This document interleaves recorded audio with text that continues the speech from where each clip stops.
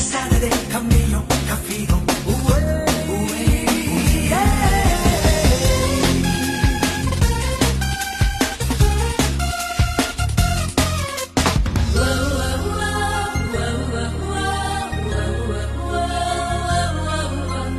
ಉಣ್ಣಲಿಲ್ಲ